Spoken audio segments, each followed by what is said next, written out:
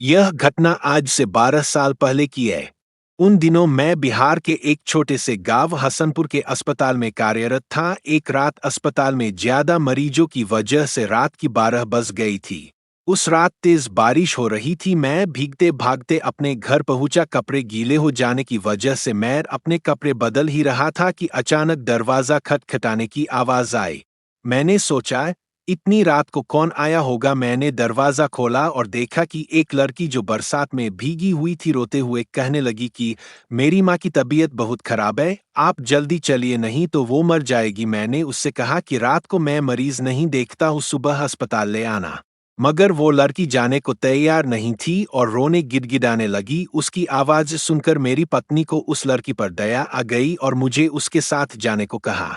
मैंने मन ही मन परेशान होते हुए बाहर आया और अपनी जीप निकाली। सुनसान रास्तों से होते हुए वो लड़की मुझे 5 से 7 किलोमीटर दूर एक दूसरे गांव में ले गई।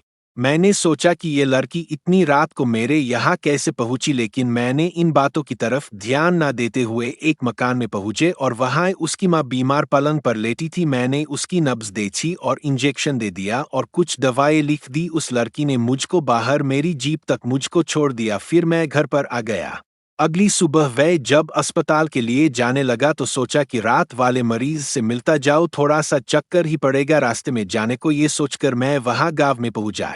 मैं रात को जिस मकान में गया वो उस जगह पर मुझे नहीं दिखा। मुझे उस जगह पर खंडहर नजर आ रहा था। तो मैं गांव के लोगों से पूछने लगा कि यहाँ एक घर और परिवार रहता है। तो लोगों ने हैरानी से देखते हुए कहा कि यहाँ ऐसा कोई घर नहीं है।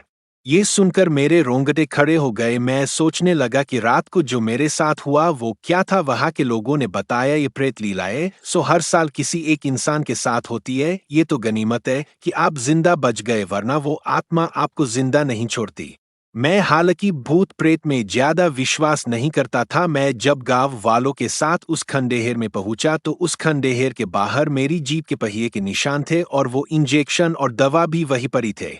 मैंने बिना लोगों से और बातें किए फिर से घर लौट आया और घर वालों को सारी बात बताई। उसके कुछ दिनों बाद मेरा तबादला दूसरे गांव में हो गया, लेकिन उस रात की घटना के बारे में सोचकर आज भी मेरी रूह कांप जाती है।